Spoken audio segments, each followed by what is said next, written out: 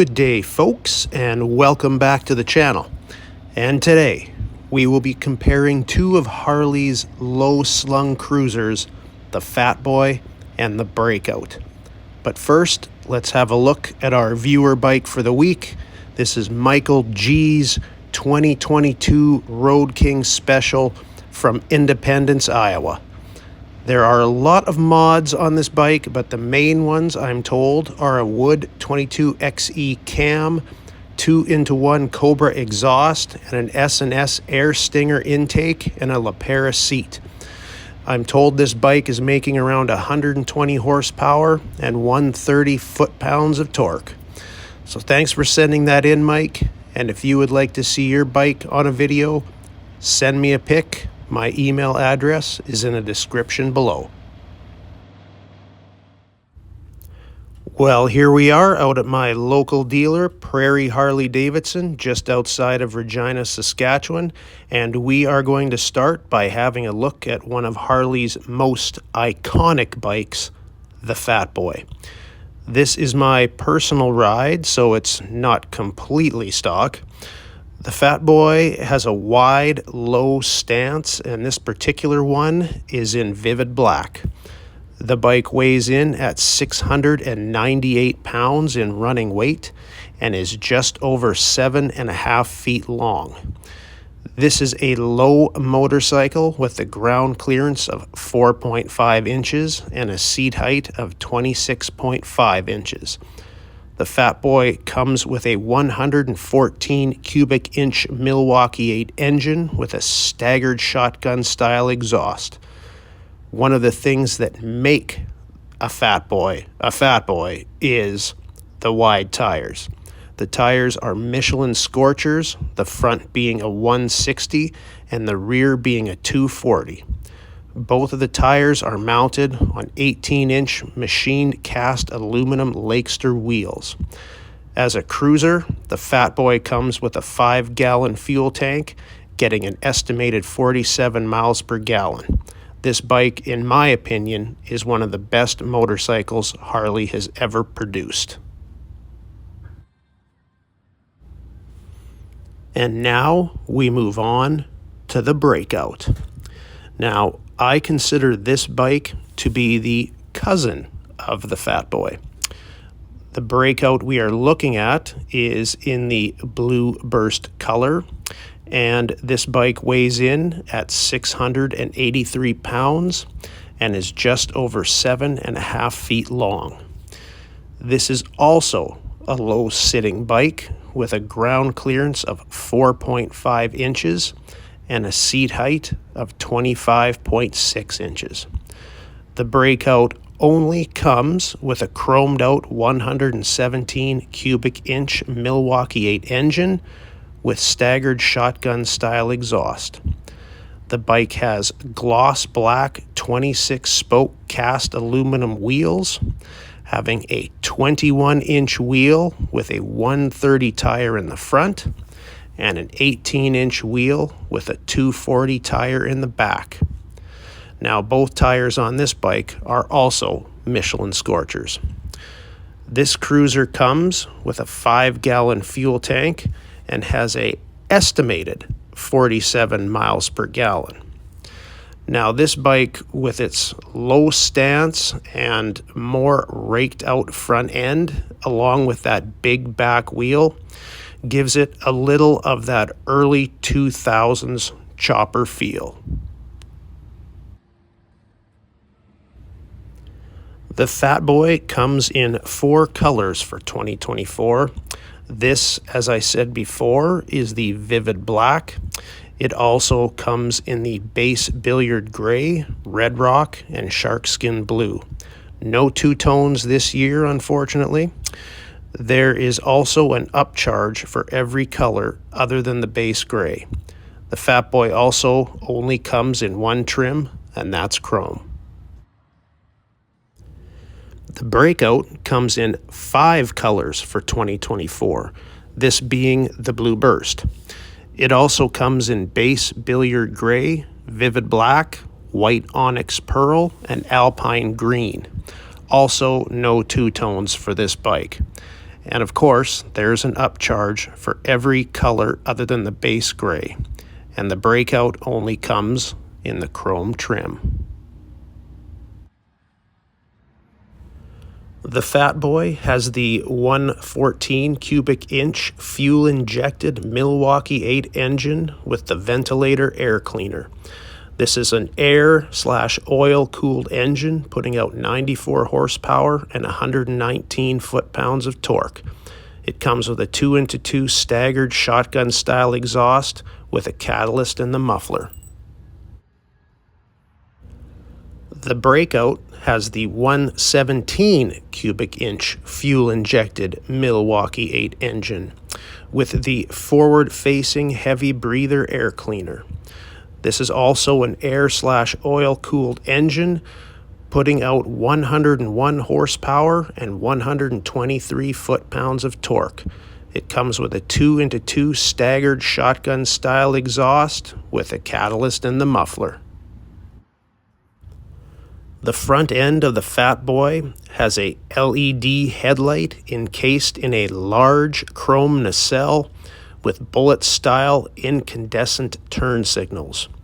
This bike has thick FL-style front forks with chrome beer can covers with 49mm telescopic dual bending valves.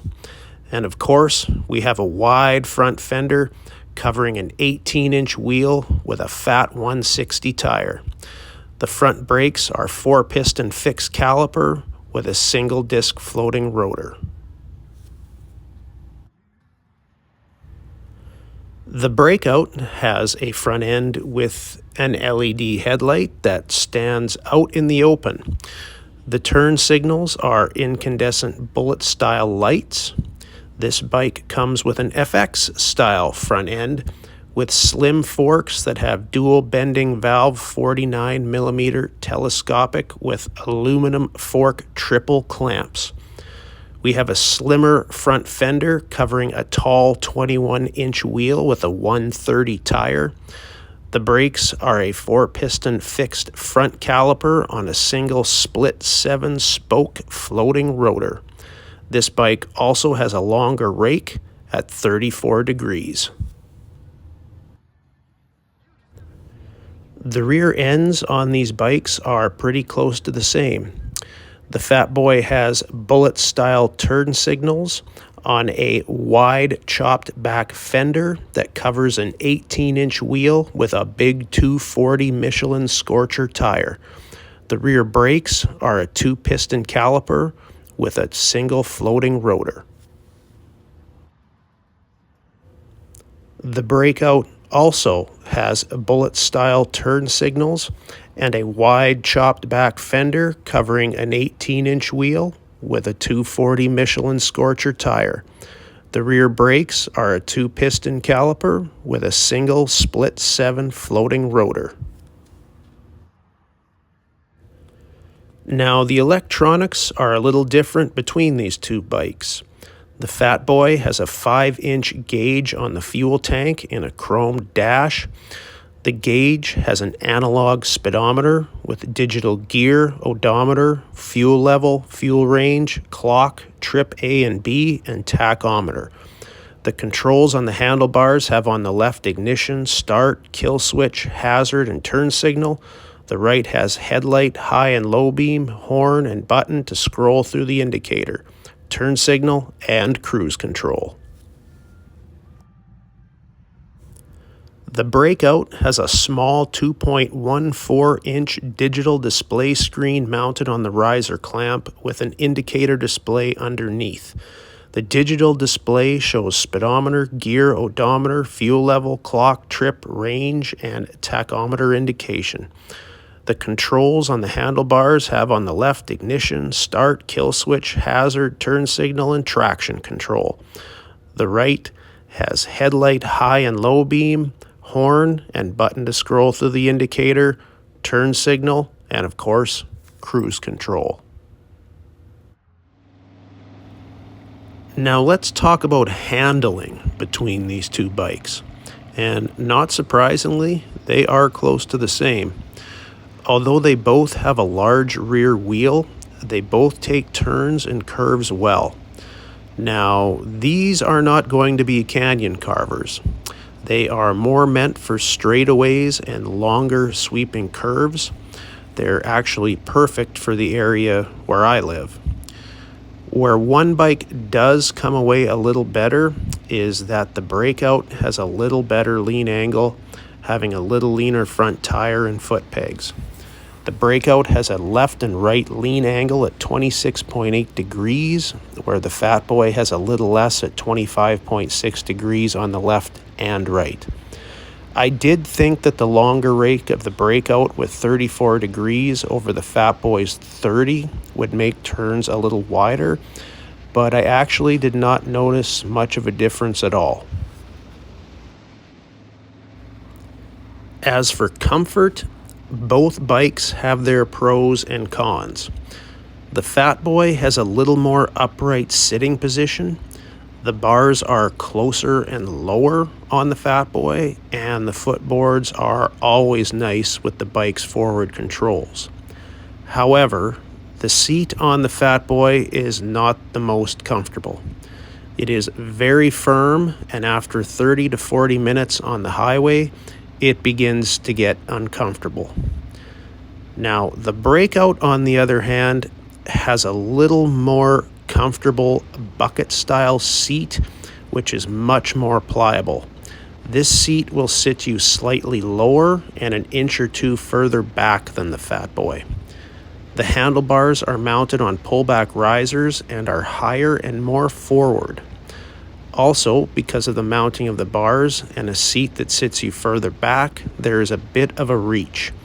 This sits you a little less upright. It also would make the bike, in its stock form anyway, not the best for someone who has shorter limbs. The foot pegs, I could take or leave. I don't mind them, but I would take the footboards over the pegs. The suspension is pretty much the same front and back. They both offer a smooth ride, especially with that adjustable rear monoshock.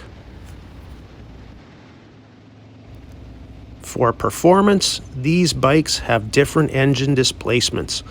The Fatboy has the 114 Milwaukee 8, and the Breakout comes with the 117 Milwaukee 8. As would be expected, the Breakout is the better of the two in its stock form. Specs-wise, the Breakout has 7 more horsepower at 101 over the Fatboy's 94. The Breakout also has 4 foot-pounds more of torque with 123 over the Fatboy's 119. Now, those aren't numbers that are vastly different, but you can definitely feel the difference when you ride these two bikes back to back. To me, the 117 is surprisingly good. I was told by my local dealer that Harley did a little work on the heads of the 2024 117s. So I have to say that the engine on this bike felt faster than the 2023 117. I should also mention that the Breakout is a little lighter by about 15 pounds. Overall, as I said previously, I consider these bikes to be cousins. They are similar in many ways. They share the same chrome trim, exhaust, rear wheel and tire, ground clearance, suspension, bullet-style lighting, fuel tank, miles per gallon, transmission, brakes, etc. Having said that, they definitely have their differences. The front ends are styled differently, the Breakout having a slimmer, leaner stance, and the Fatboy being wider with a steamroller type stance.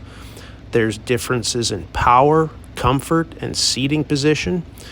If you look at these bikes from the gas tank back, they are very close to the same. But from the tank forward, they're quite different. They look quite similar when looking at them straight from the back, and quite different straight from the front. Both of these bikes are low-slung, stripped-down cruisers with a hell of a lot of style. Either would be nice to have. Now, I have always held the Fatboy as the best bike Harley makes, in my opinion, but riding the Breakout definitely surprised me and gave the Fatboy a run for its money. But that's just me, and I want to hear what your opinion is. Which bike do you like better? Which would you choose? Let me know in the comments. Lastly, I have to give a shout out to my local dealership, Prairie Harley Davidson, for giving me the opportunity to make this video. They are located just outside of Regina, Saskatchewan, and are an independent, locally family-owned and operated dealer. If you want to check them out, I will leave their contact information in the description of this video. And until next time, we will see you later.